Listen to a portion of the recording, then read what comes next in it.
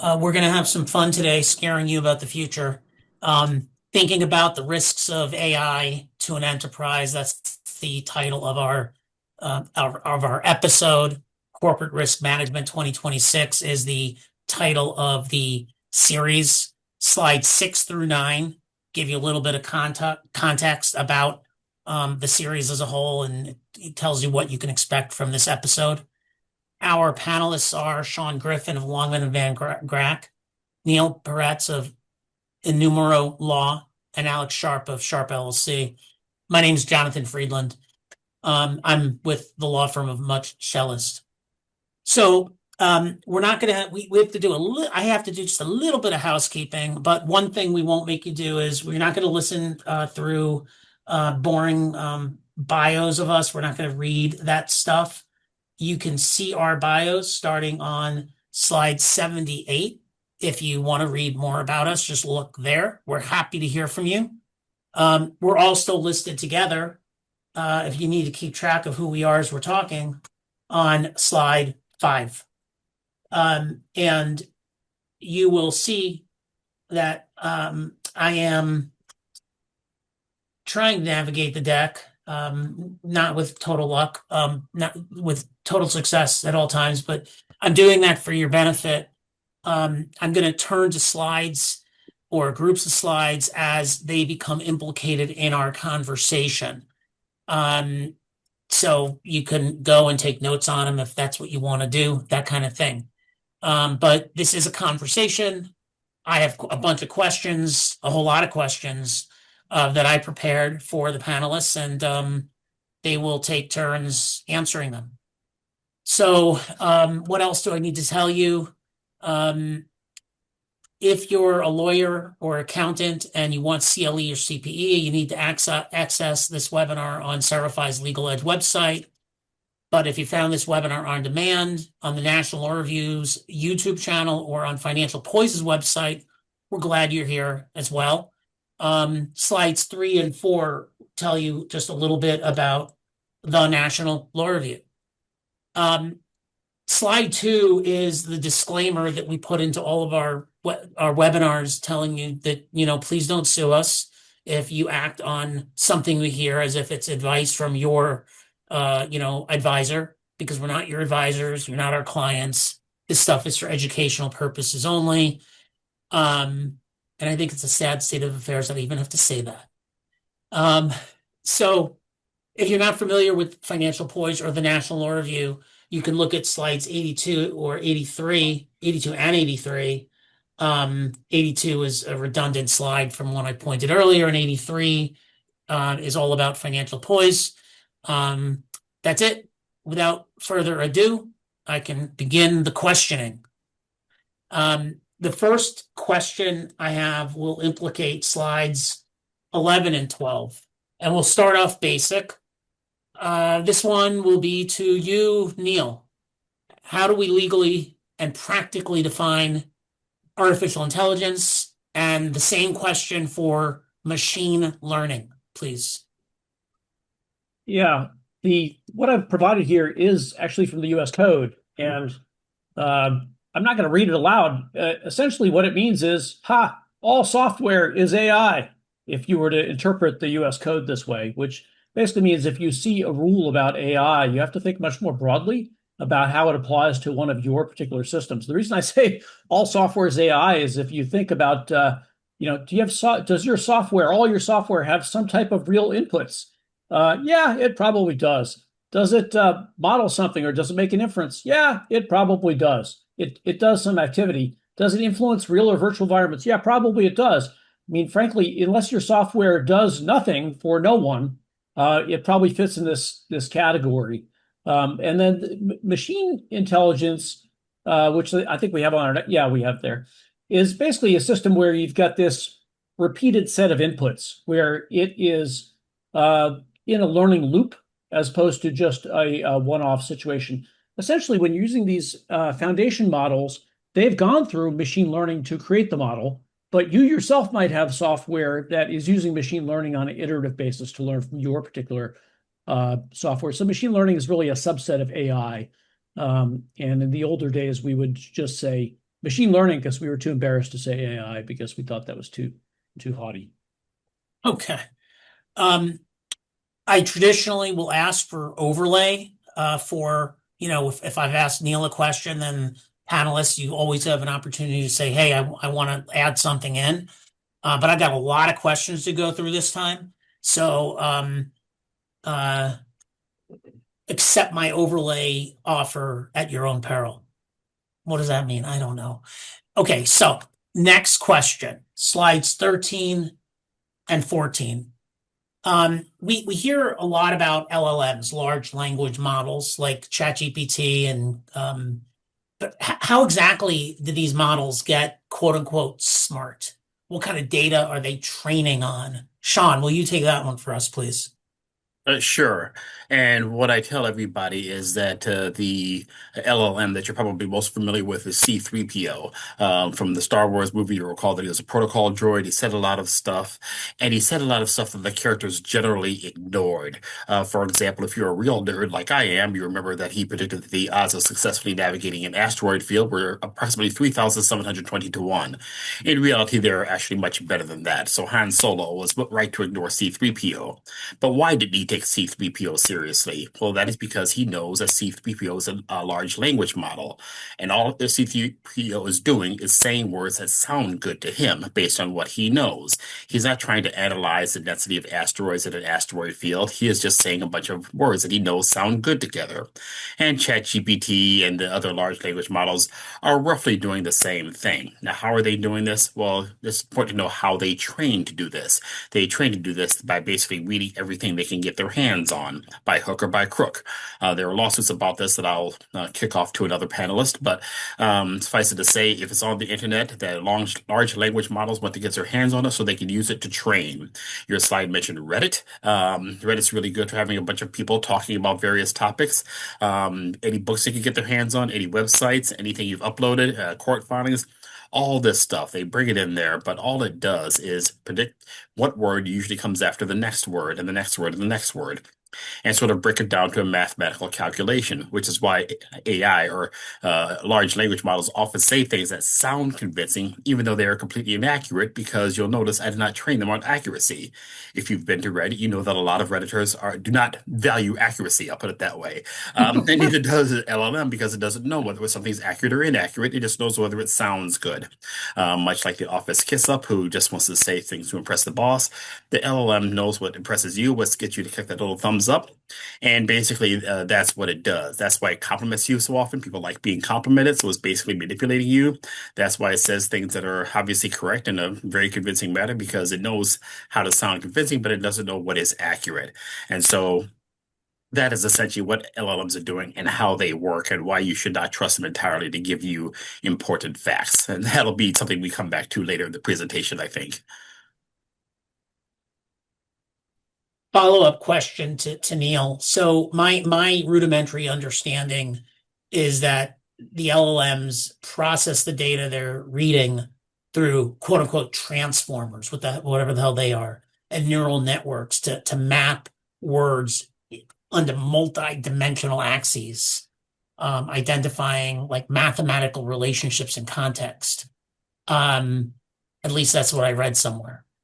And I think that Sean already kind of explained to us that, AI doesn't it doesn't retrieve facts. I think that's a common misconception. Um, what do you have to say to that, Neil? How would Yeah, you layer on to help me understand slides yeah, 15 through 20, audience? yeah, and I'd love Sean's Sean's starting description. Maybe he was like an AI because I liked it. So I thought it'd be helpful to explain to folks a little bit of how are these models trained because they actually can they give you hints about if you want your own content to be indexed by AI, which is the case for some people on the internet. They want to be found in a search. And the B, just to know how did the information get there. If we understand the building blocks, we can understand what the risks are. So you've heard of GPT, general purpose transformer, the T transformer in it. And so what essentially a transformer does is it's the first level of language processing. So this is how we get from the phase where Sean talked about the high level of like, yeah, there's a lot of content. And this is what does the machine actually do to ingest this type of content? One of the first things that was a breakthrough with the transform models was a recognition that content cannot be read without some additional context to it. If you just think about pronouns, we have this example to begin. John wants his cash put in the bank, or John wants his bank to cash the check. What is his? Who is his? Right? That's a word that we need to then understand the rest of the sentence to figure out. And likewise, what's a verb? Right? Look at the word wants here, or cash. Right? Cash can be a verb. Cash can be a noun. Wants, you could be your list of wants is kind of a noun type of thing, or it could be a verb. So one of the first things that the transformer does is figure out what is the meaning of particular words that might have ambiguity in the sentence that refer to other aspects of the sentence. In order to understand the sentence, you'd have to basically decipher what is the pronoun, in order to figure out the relationships there. What's the subject? What's the object? As humans, we kind of do this automatically, but they basically had to develop software to do it. All the things that we were trained on. That So was slide 15, audience. And if you're only listening to this for the first go round, you should go back and listen to it again on demand with the slide in front of you. yeah, that would really help. And then if we flip over to the next one on slide 16, this gets to some detail about what Sean was alluding to, which is to say, Sean was saying, it tries to figure out what word comes next. The way it does that is it has read so much and it generally knows which words follow other words, which concepts follow other concepts, which paragraphs follow the paragraphs. And it basically dumps all those into a big map and says, well, very often the word wants is followed by cash. What percentage of the time? What if it's preceded by a person's by a noun versus something else? Is it more likely to tie the word cash to wants or tie something else to the word wants? So basically it does a big probability tree. It reads everything. It does a big probability tree of what percentage of the time are these words related to each other. And that's essentially our hidden layer here, where it's doing the analysis of the probabilities. So I have my input, this word, I have, or multiple words in relation to each other, the analysis of the hidden layers, then the output. So the output is basically, if I put in this word, what do I get out? And it's going to look at the probabilities based on all the text it has read for which words come next. And the way it does this is it is essentially analyzing words in multiple dimensions. When you say, how do things relate to each other? There's actually many different types of relationship you could have. So here we have this is an example of multiple types of relationship. I could have a relationship of things with wings and things without wings. I could have things with engines and things without engines, things that go in the sky and don't go in the sky. So I've got, examples here like, bees go in the sky and helicopters go in the sky, but, one of them has wings. And actually, some people argue that helicopters have wings, but definitely bees don't have an engine in them. So this is our way to say things can be related across multiple dimensions. I often give a simpler example to folks about, the colors red and green. They're related in the traffic sense that they're both on a traffic light, but on the other hand, in driving sense, they're opposite each other, right? Red means stop, green means go. But then we get back to Christmas and all of a sudden they're related again. They're seen together again. So to study relationships between words is across multiple contexts. It's not always just, does this word follow that word in other text? It is, how are these related in terms of meaning with each other? And that was slide 18 predominantly. Neil, I skipped this slide. Is there something you want to say about this one? We can go on. This is an example of groupings. 17. And there's another example of groupings in the subsequent slide, in slide 20, I think. Okay, great. Slide 20.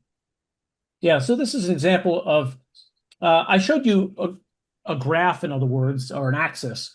As we learn in school, we could take a graphical image, and we plot points on an axis, and we basically give it coordinates. And that's roughly what this is. This is what is powering the large language models. Is they have a series of measurements about how closely words are related to each other across multiple dimensions. And the interesting part about that's good about LLMs is they can find unexpected relationships that we might not be able to find. So you're seeing a cat, you think of something soft, And yeah, here we have this example. We had duvet, and all of a sudden duvet pops up. We don't think of duvets as being soft when we're looking at cats, for example, but really they are. They might be higher ranking than dogs are, for example. So the point here is LLMs can find non-obvious relationships, and that can be good for you. If you're using LLMs for thinking and you want to find something out of the box, you can ask an LLM, find something similar to this that I wouldn't expect. And it can look on other dimensions if it is properly instructed to do so. One of the things we could do is we can do what's called turning up the temperature in the LLM, where it basically gets a little wilder in its guesses. Thank you. Overlay, guys. We're going to move on to that was slide 20. Now we're looking at slide 21, types of AI systems. And let me start with this question directed to Alex. What's the fundamental difference between using consumer grade AI and professional grade AI? And why don't you start by defining or giving us examples of consumer grade versus professional grade? All right, cool. So usually the terms you typically hear, out and about are consumer and enterprise, not necessarily commercial, but the idea is the same. So a consumer model is just that. It's for the average everyday person, tends to be very generic, trained on basically scraping the web. And that would be like a chat GPT, right? It's and a Grok. Grok is very, very much that way. They're for general purpose by the general public. When you start getting enterprise grade, it tends to have more curation in the data that's used to train the model. There are usually higher, greater concerns around things like ethics and bias, because those are much more of a business concern. And then you also are more structured towards fit for purpose. So, for example, where you might go out and use a Grammarly or a Grok or ChatGPT to ask basic questions, do augmented search, or generate images. If you're a medical practitioner and you want some help with diagnostics, you want a model that is intentionally generated and designed to do medical diagnostics. One of the examples that you run into this with is when you use a model for a person that's not, for a reason it's not intended, fit for purpose. It's like the movie Hunt for Red Storm Rising. No, Hunt for Red October, excuse me. I kind of conflated the name of two books. In Hunt for Red October, there's a point where the radar officer is listening and suddenly loses the sub because they turn on the caterpillar, the silent drive, and all of a sudden the machine says it's a seismic activity. Well, that was actually an AI model, and it's based on some real world situations, but the model was intended to detect originally to detect seismic activity undersea, and then it was applied to other applications, still kind of fit for purpose. But because of that change, when it didn't know what to do, the quote was in the movie, it ran home to mama. That's what happens. So the basic difference is the consumer grade is just that, very general purpose, trained in ways that are with very public information, just kind of anybody to use for anything. Whereas when you start dealing with enterprise, you have much larger concerns because of different liabilities and issues that corporations and organizations are dealing with. It tends to scale a little different, and it tends to be more fit for purpose. And the use case for law firms and attorneys, I think it's very easy to use that as an example to kind of hammer home Excellent point. part of what you said, right? My law firm, like lots of law firms, has a contract with a an AI that was built for law firms, and I always analogize that to when I'm using that, I'm playing in a walled garden as opposed to playing in the forest. And only the plants and the animals that we allow into the walled garden are in the walled garden. That's an excellent point. Thank you for bringing that up because in general, what people fail to realize is when you're working with these models, many of these models are training or retaining and training off of your data when you're doing that. So, hint and tip, if you're not paying a fee, you are certainly giving away your data and using it for training. For law firms, to the point that Jonathan had about the walled garden, they're actually put on a dedicated instance because law firms have very little intellectual property, but they have everybody else's intellectual property. And you need to retain privilege and the like. So they tend to be put on a dedicated instance and you got guarantees that it's never used to train somebody else's model. Also in those guarantees, it's generally in there, and if it's not, you should petition for it that the data and the model will be destroyed upon direction or termination of the agreement. Another example of sort of the walled garden versus the forest. I just want to point out that if you're familiar with Notebook LM, that's a great example of at least the way I use AI day to day. Um, I have fed into Notebook LM into a particular quote unquote notebook. And you have many notebooks. Each notebook can represent a project or a client or whatever. I have fed in a couple of books I have written and many articles I have written. And now I can ask that notebook a question, and it's absolutely the answer is a function of what's in the limited universe that I fed it. Mhm. It doesn't go outside of those resources, and that's got a lot of utility for different contexts. Yeah. I Go ahead. Anyone? I was going to say I personally love that product. I'm working with it right now on a few things. It's the kind of thing you want to learn about AI and how it works. That's a good example. That's a very good example. So the next group of slides are going to cover the current legal and regulatory environment.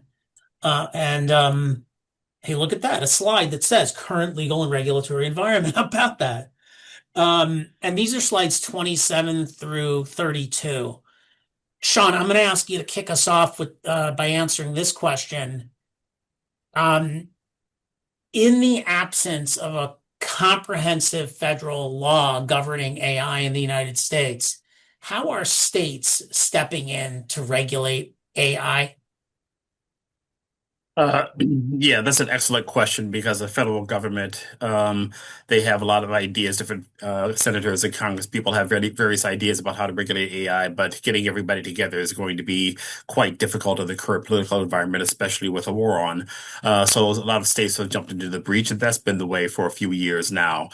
For example, my state of Maryland, they've instituted a bunch of laws regulating how state agencies can use AI, how individuals can use AI, how companies need to prevent bias from using AI. California's done a lot of the same things. Of course, being California, they've gone a lot further in terms of AI transparency and whatnot. Virginia also has an AI employment law, and a lot of these laws build off the EU AI laws. The EU AI protocols, the European Union AI protocols, basically determine how dangerous they think an AI is, which is actually based on how sensitive the task they're asking it to perform is, and then based on that, they get more and more regulation. For example, if your AI is used to dispatch an ambulance or deliver medical care, that's one thing that gets a lot of scrutiny. Your GPS gets less scrutiny.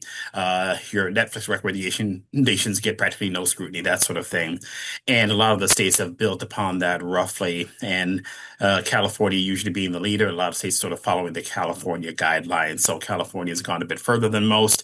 Recently, California just issued a bill, they attempted being looking to regulate the attorney's use of AI because AI-generated briefs with hallucinated citations are becoming a real problem, and I expect a lot of courts and agencies to, continue along those lines as well. So the answer, in short, is that states are basically adopting the EU AI protocols, which have been tested at least overseas, at least until the federal government hops on board. Talking about, and we'll stick with you, Sean, talking about how the federal government, hopping on board or not. What's the government Fed? What have the feds been doing to attempt to preempt the patchwork, if you will, of state laws? Well, preemption would require a statute, and I being in DC, I don't think a statute is in the offing. We have seen a lot of executive orders recently about the use of AI. President Trump issued one last year preventing the use of woke AI, however woke is defined. Another use of AI to encourage AI to develop more without the guidelines that have been specifically imposed. But these executive orders only have but so much reach. An executive order, by definition, can really only control what the federal agencies do.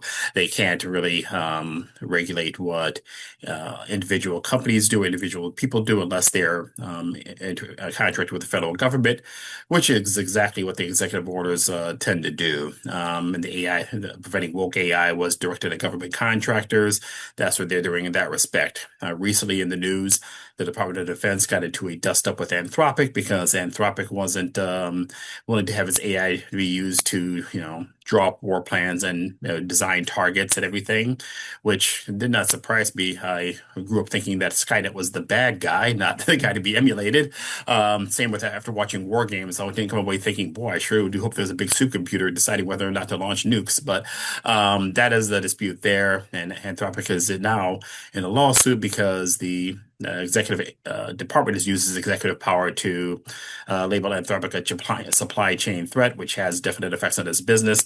And so that the federal government's gone down that road. But as you hear from the way I'm talking, that doesn't really affect the state regulations, the state laws about, say, whether you can use AI in how to underwrite insurance or how to price apartments and a lot of the things that the companies are doing. All that is being managed on the state level. It has really nothing to do with the federal government. So really you see sort of two separate tracks there, and one is not really interfacing with the other very much.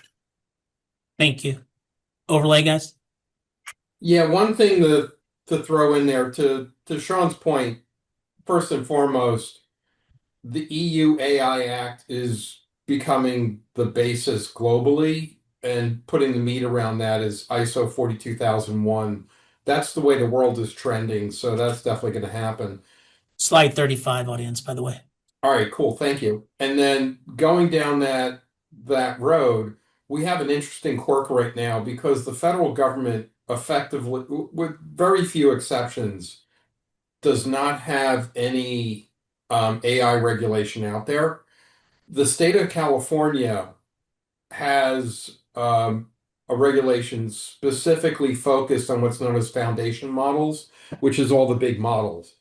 And because all the big companies are either headquartered or have major operations in California, it pretty much reaches across the entire United States. So California has effectively become the federal regulation at this point, especially for large models. Um, Filling in that blank is New York State is very close to doing the same thing because it also regulates these large models, but because of the concentration of large corporations and financial services in the state of New York, the state of New York is also pretty damn close to being a federal regulation. So we've got an interesting quirk going on right now. Overlay.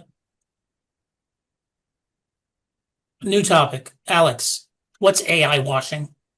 Ha!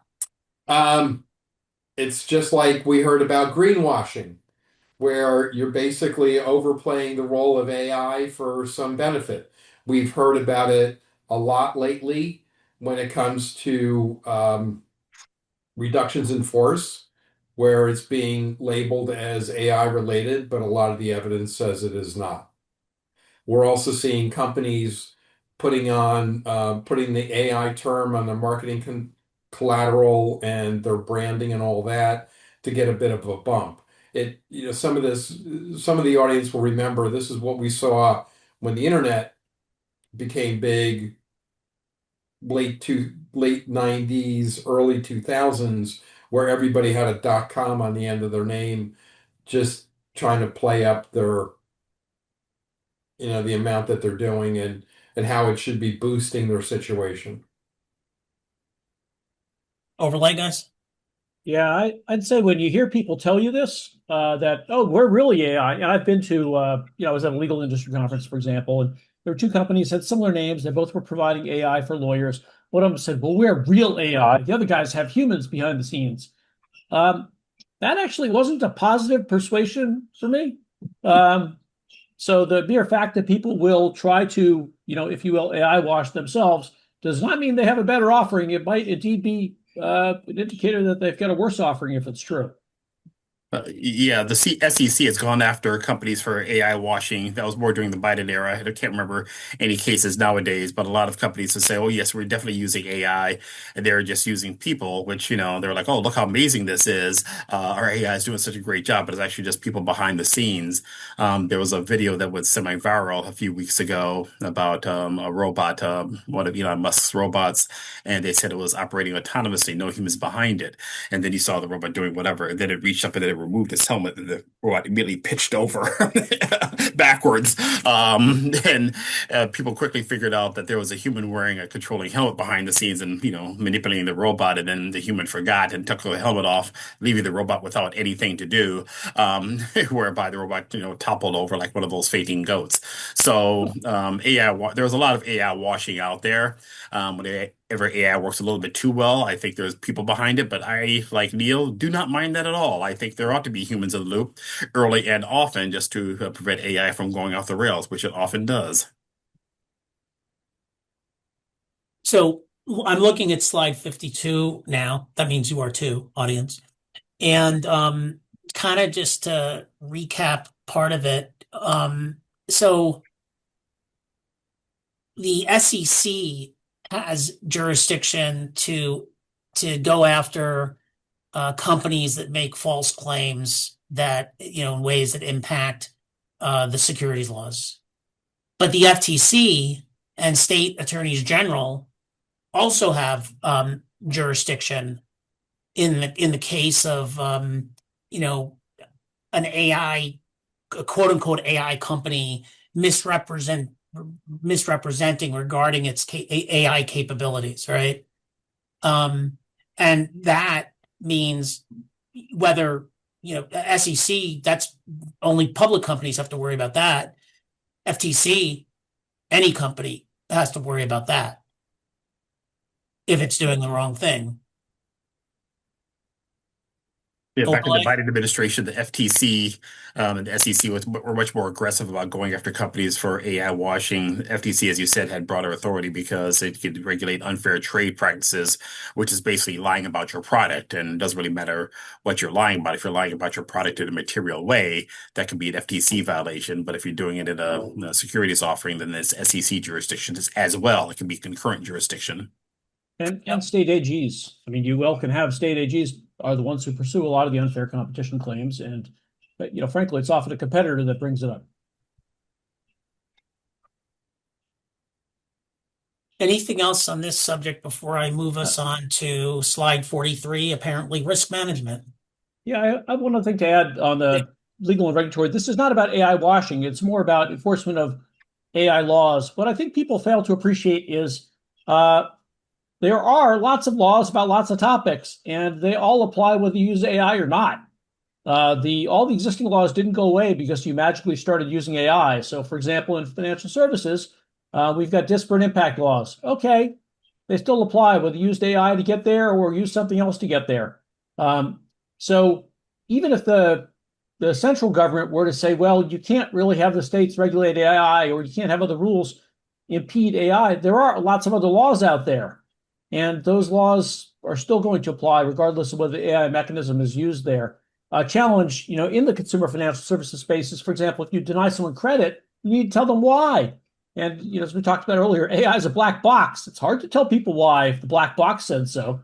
So all of a sudden now we're dealing with other types of financial services laws that are being triggered due to the fact that you're using AI and you don't know what is causing your result.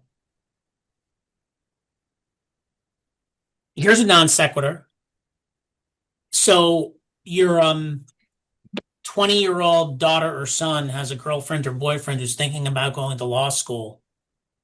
Irrespective of what your opinion may have been without regard to AI, does anyone want to venture to guess what they might say to this boyfriend or girlfriend about the risk of AI or the opportunity of AI in the context of a young person thinking about going to law school?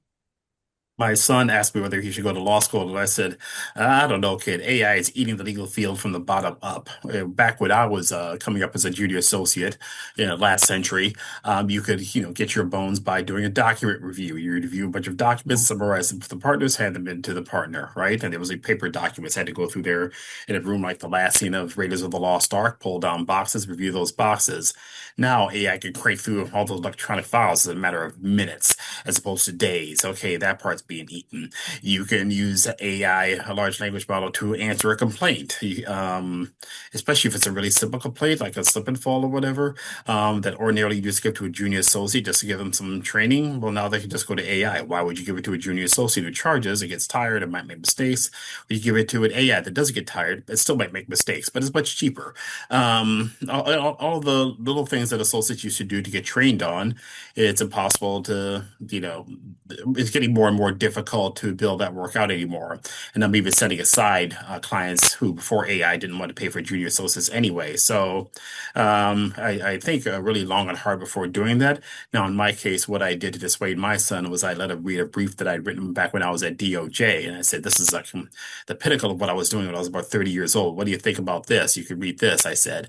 And he has never mentioned it since. So just let him see what lawyers do, give him a brief to read, and that should pretty much chase him away from the field of law without you having to mention AI. But if you were curious, yeah, I do worry about how the younger associates are going to get any training nowadays, how good they're going to be without getting the reps in that we got as a matter of course. Yeah. Anyone else? Yeah, I I agree with the dynamic that Sean describes, but it's not the only path into law is being an associate at a large firm. In my view of the world, there's still many, many people out there who need legal help who don't get it. And so the ratio of clients or prospective clients to lawyers is still fairly large in the world. I think if you could be facile using the AI, you might be able to go help some of those folks.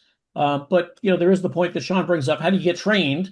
And I guess you need to be good at using the AI. The challenge I have using the AI is, and I am been practicing 20 years at this point. I use AI pretty regularly, and I'd say about 33% of the time it's wrong, maybe 50% of the time it's wrong. I mean wrong like it would be bad. It would hurt my client. It would hurt my case if I were to follow the AI's advice. And I know this because I've been around the block and I can assess that. The AI sounds very persuasive. And so if you don't know the topic, then you don't know when it's misleading you. And that's going to be harder for folks who don't have that level of experience. All right, let me give you a different take on the answer. So we know that work doesn't go away. It transfers to the machine. We've known that for hundreds of years. It's a fundamental principle of innovation and adoption of emerging technology. What's different here this time is it's the first time it's a large-scale disruption to knowledge workers. And that term goes back to Deming, who's considered to be the father of management consulting and created all the basic principles of quality. What about the human computer people in NASA who are calculating the trajectories? Is that knowledge work? Yeah. But remember, what happens is the work doesn't go away, it transfers to the machine. And what really happens is we create new jobs. So they transfer over to new jobs. And the human tends to focus more on the more strategic activities. And at the end of the day, we refer to that as growth and productivity. So are we going to have fewer lawyers? Probably. Are we going to have fewer legal assistants? Probably. Are we going to have different types of lawyers? Absolutely. Same thing we're seeing in other fields. work tends to transfer to the machine, but we find new things for them. Here's a perfect example. When the the automobile was invented, it was like, oh, what about furriers who take care of horses and blacksmiths and all this, right? Well, I don't remember the exact number, but that was a little over 100 years ago, and the U.S. population is sometimes 6 times larger, and we have a much smaller unemployment rate than we did 150 years ago when we were predominantly had horses. So we've shown over hundreds of years this trend continues. Just the difference this time is focused on collar workers instead of blue collar workers. But don't worry, the state of New York is working on stopping that from happening. They have proposed legislation that says AI cannot give legal advice. Now, it's not passed yet, but And I agree with that. yeah, Absolutely agree with that. But doesn't mean you can't use AI as a tool to do your document prep and some of your searching and your research. yeah, You there's a still co the human still has to review it because at the end of the day, and this is kind of the thing that you alluded to before and Jonathan said, at the end of the day, the human is still accountable. Yep. Right? Yeah. Several state laws. There's 48 out of the 54 jurisdictions in the United States have AI laws. Some of them are only five are AI specific, but they all have AI laws. And one of the common themes is you can't blame the AI. It's the onus is on you as the corporation.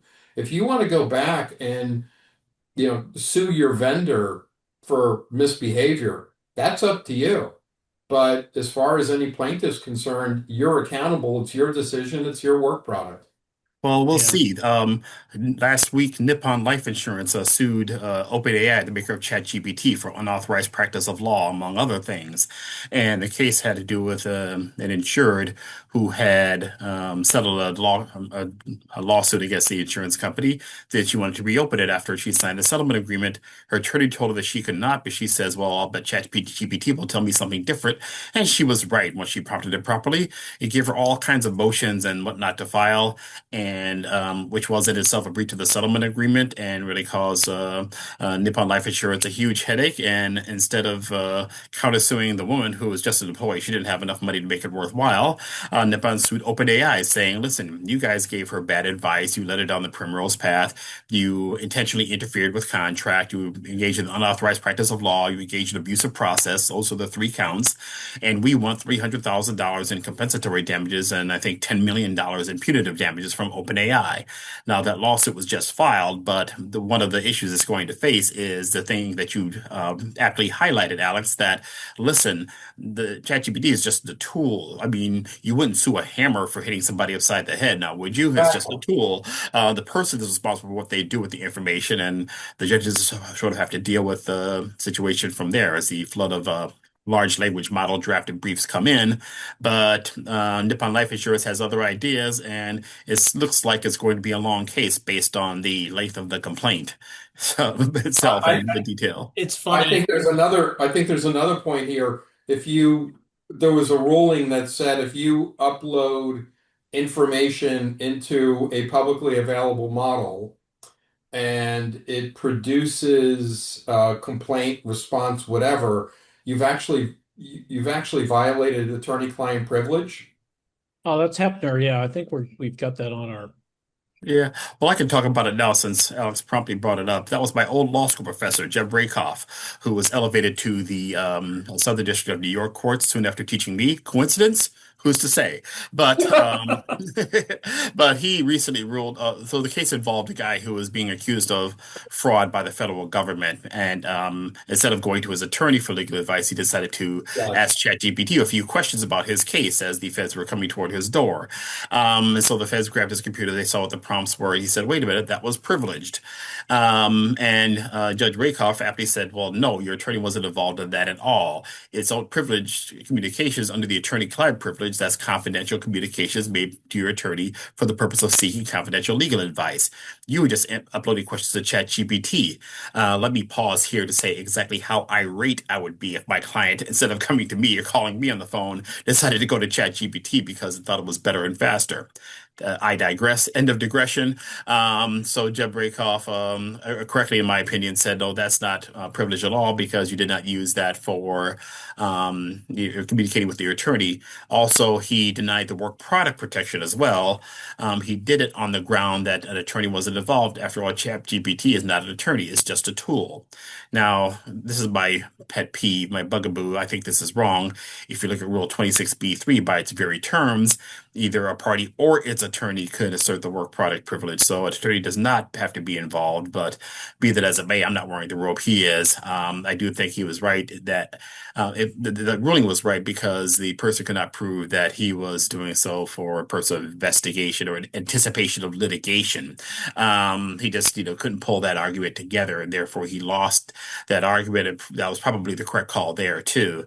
But that's how that ruling came out, and a lot of people are acting like it really is the end of the world, this deep breach of the privilege. And although I'm all about maintaining the privilege in all circumstances, I just don't see it in this case because, again, it's just like uploading a Google search. Nobody would argue that Google, uploading something to Google is privileged.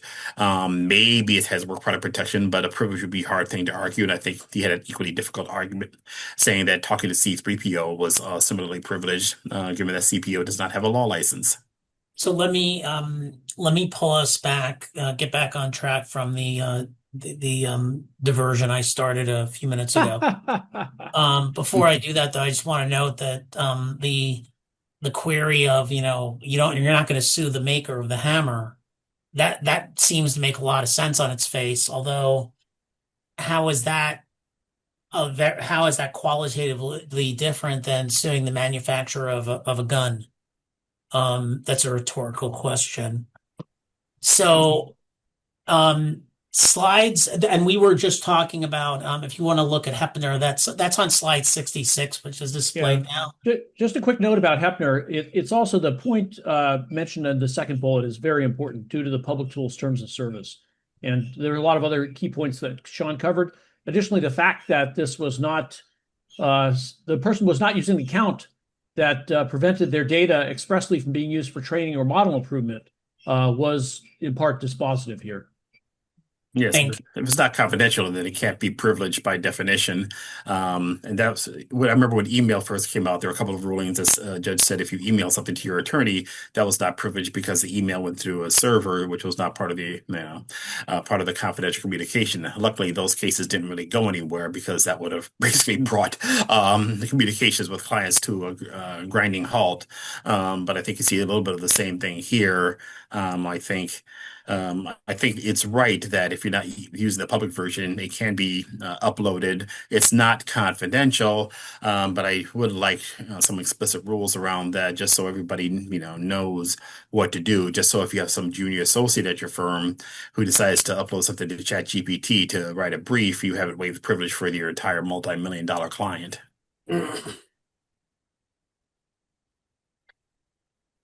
Let's focus back to slides. This group of these next few questions will implicate, if you will, 43 through 49 in the deck. And remind us what Caremark is, the Caremark doctrine, and relate the Caremark doctrine to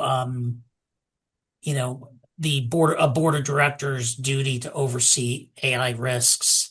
Obviously, we could write a book about it. So, succinctly, who will take that for us? Sean, would you take that? Sure.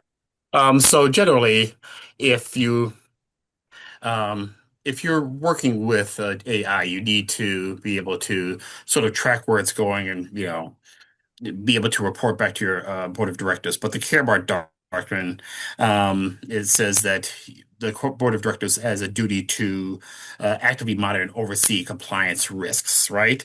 In the context of AI, the board of directors needs to be able to oversee the risks that are associated with AI, which means they need to know what the AI is doing. They can't just wash their hands of it, which means that if you're in the position of being the chief information officer or an IT or or along those lines, you have to make sure that you have advised people up the chain in terms of what AI is doing, what you're doing to monitor it, and so on and so forth. The National Institute of Standards of Technology has written a lot about this. in its AI governance protocols, and they say the same thing. One thing they notably say there is that you care what your boss thinks, but you really care what your boss's boss thinks. And I think that's good to keep in mind. If you're using AI, you ought to have a written policy that everybody knows how to follow. That policy needs to come from the top and it needs to flow down through the ranks, and so be implemented firmly. And train the people need to be trained on the appropriate uses and a lack of use of the policy. And that's true whether you're a company, maybe even be more important if you're a law firm, and no matter where you are, that's what you need to be doing. Thank you. Overlay. Um, I'll make one point. The concept of if something, you're a board, you're a member of the board of directors, and you're the concept of if the AI is mission critical, that triggers a heightened standard in terms of needing to make sure that the board's uh, deliberations, oversight are well documented. But what does that mean, mission critical? And I think a good working definition of that is if the AI is integral to a company's core products, if it's um, or if it's a heavily regulated operations and AI can impact that. Those are examples of what makes what makes the AI mission critical, and therefore should trigger, a heightened concern on the part of directors. So, Jonathan, let me dive in here real quick because Please. about half my time these days is spent on AI governance. We talked before about the EU AI Act, and probably the best part of that act, and we can argue if it's got it, what other good parts it might have or bad parts, whatever, is that it stack ranks risk by use case. And it actually provides 4 or 5 levels, depending on how you want to count. But the top level is prohibited. And under prohibited includes things like autonomous weapon systems, which ironically are already in use. AI-based autonomous weapon systems are already in use, but they're in very small deployments, very focused use cases. We also talk about things that would impinge on human life or safety or what's known as projective policing. What was the movie where you arrest somebody before they commit the crime? That's Minority Minority Report. Report. Minority Report. So in that top level of use case, these things are prohibited because we don't trust the machines enough to do them. On the other layers, the other three, four, depending on how you structure your model, you're still stack ranking risk by use case. And with every level of risk, you also set out a set of guardrails and controls that limit that. You also heighten, to Jonathan's point, you heighten the level of supervision that is applied to the situation from the board through management. These are fundamental concepts. Um, we could spend a lot more time on this. Thank you. Overlay, guys. Does somebody want to talk to us about the real page litigation? If not, I'm just going to skip it. Yeah, just real briefly, you can't use AI as the coordination point to basically price collude with your other big players in the market.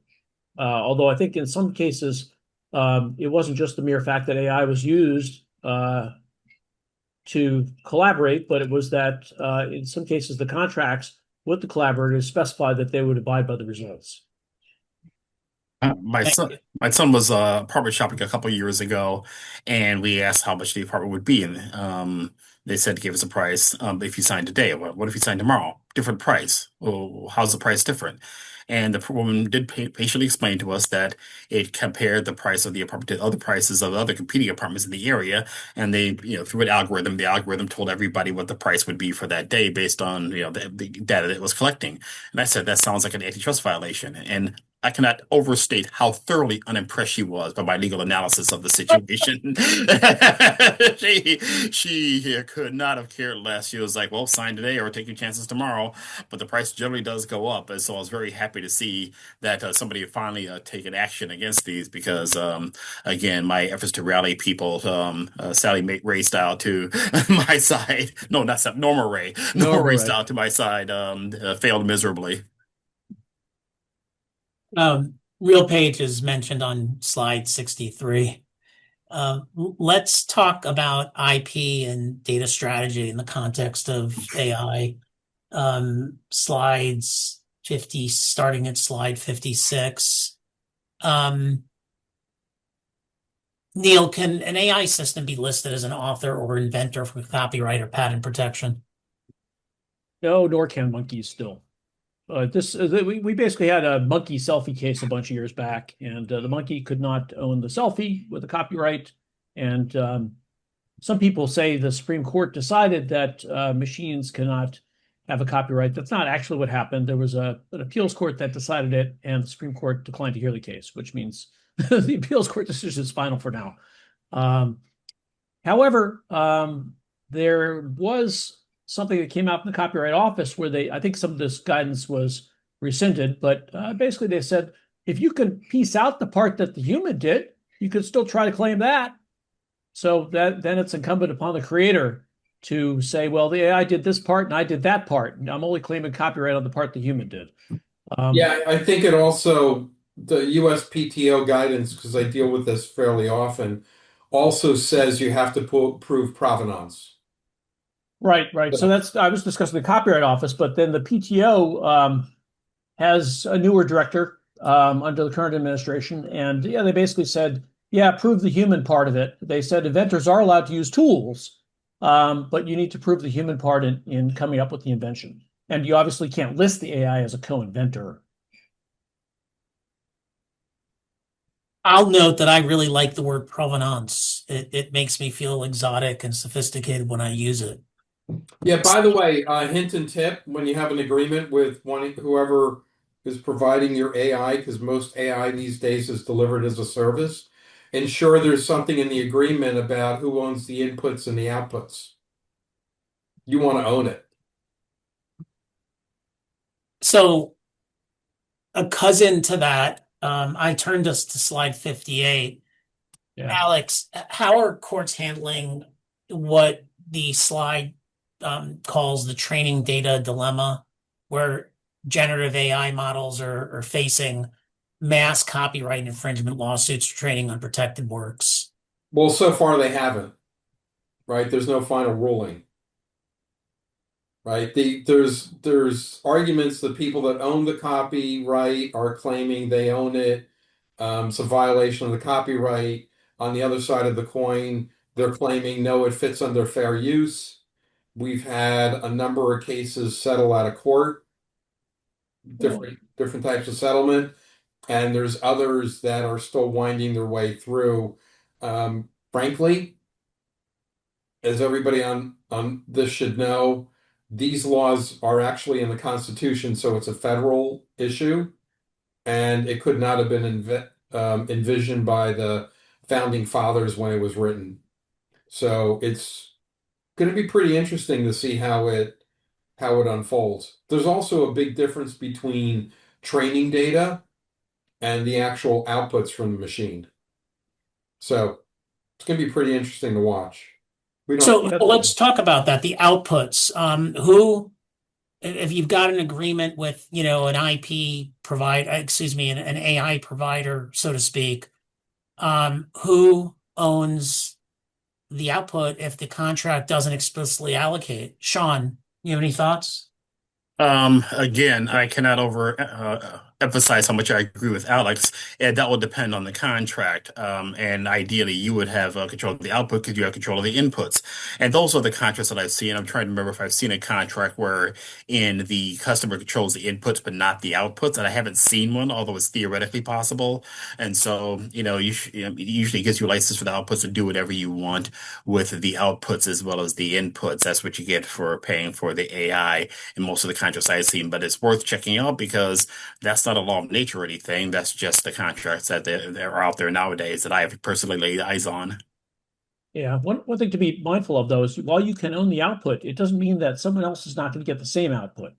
And I advise clients on this regularly where, oh, I want to go make a logo. I want to go make an image on, Midjourney or what have you. Great. You can own that. The license terms so specify, but it doesn't mean that someone else can't type in that prompt to get the same result and they own it too. So you can't preclude others in that circumstance. Yeah, and I think that was in the USPTO guidance. The other thing I would note with respect to copyright decisions and the use of copyrighted material, I don't know if you want to add something to that. I'd go look at.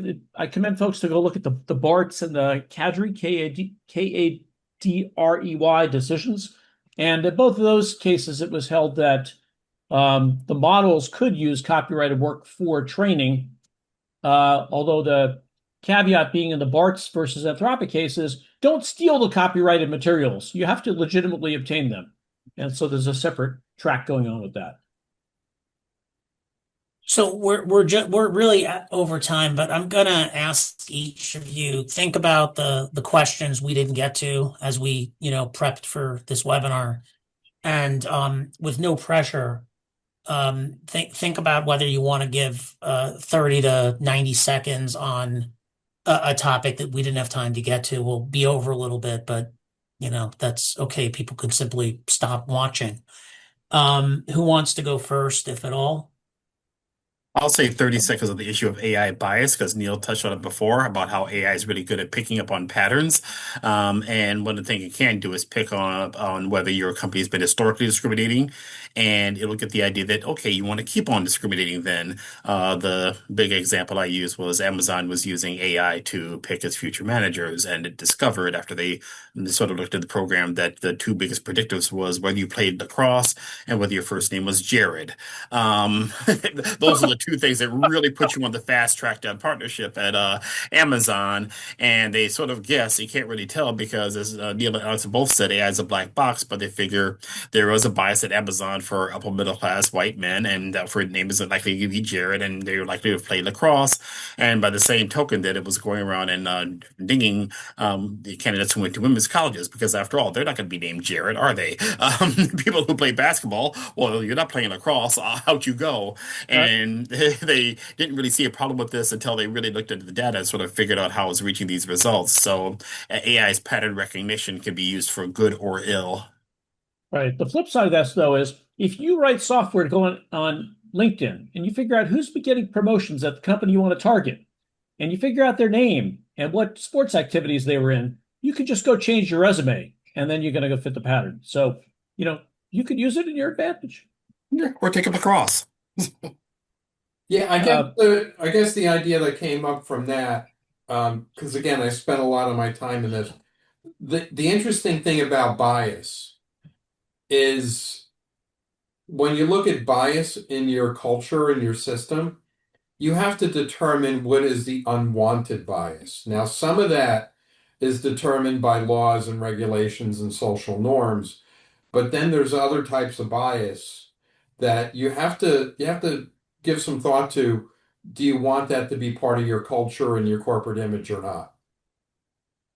And that's what it usually comes down to. It comes down to what is the unwanted bias. And what's illegal versus legal? Presumably, you want you want to stay on the right side of the law. Well, Otherwise, hire me. I'll get you back on the right side of the I law. guess what I was trying to say is the within the legal realm, Yes, right? What is right, the unwanted bias? exactly. That you don't want. And that tends to be the trickier question because the stuff on the The legal and moral side tends to be a little more straightforward, while the legal side is very straightforward. It tends to be black and whitish. Hmm. Uh, the the rest of it requires some decisions. Um, the other thought I'm going back to is the name of this, HAL 9000. And I think we kind of missed a point here. One of the beauties we have with this technology that we have not had with a lot of other technologies is we have had decades of cautionary tales. So if you look at pretty much all the movies about AI, it doesn't work out really well for the humans. Something always happens, and the humans usually win at the end. But I think that's a big advantage in this case because we can look a little further out and we can think about it a little more. This is probably one of less than a handful of situations where we had a technology where we could really destroy ourselves. And for probably the first time ever, we have the opportunity to build in the controls and the guardrails from day one and be very conscious about it and be a little better off. There will always be malicious actors who will do not nice things for not nice reasons. But I think the cautionary tales we've had over the decades, predominantly in the movies, is giving us a leg up. So, The so next one will be Skynet is your next talk, right? Yes, the anniversary is coming up. of Skynet, didn't it go live Skynet going live. oh, I see. Yeah. August? We're getting Um, close. It's August something. yeah. Jonathan, if you want any other points, I can throw in a few, or I don't know if we're over. Yeah, take 2 minutes and then we'll say goodbye Uh, to everybody. I won't take two. I'll take one. So, three things to watch out for when using AI systems. One, and this was alluded to a bit by Sean at the beginning, which is the AI wants to make you happy, is sycophancy. And I actually work on developing some AI systems, and what we find is the more you tell it about what you want, the more biased the response is going to be. And it works very heavily to skew the facts, skew the law, and engage in this sort of selective recall to only find things that are going to make you happy and share your viewpoint. So, if you're asking it for legal advice, you're describing a fact pattern, it'll get really huffy, like, oh, you were definitely wronged. The more detail you tell it. So the way to deal with that is ask it limited amount of questions and then restart the system or use another system and switch so it doesn't develop this as much of sycophancy for one particular problem set. And then there's another reason to do that, which is that a lot of these systems blow their context window, which essentially means that if you tell it too much at one time, it just kind of forgets some of the stuff you tell it, or you forgets the stuff you told it previously. And so you end up basically needing to package up your inquiries into littler bites. Otherwise, you think you told it something, but it forgot it, even though you can't imagine computers could do that. And then the last part is recall issues. People look at a result from AI and they assume that, well, it looks correct because I don't see anything wrong in the output. What you're not noticing there is what it didn't include in the output. You're only checking precision. What's my false positives? You need to actually know all the inputs and study them yourself before you find out if there were some false negatives in the system. So don't assume that lack of false positives means everything's working perfectly. Okay, we'll end. Thank you, to all three of you, and we'll end this session on that note. The webinar's concluded. Thanks for coming.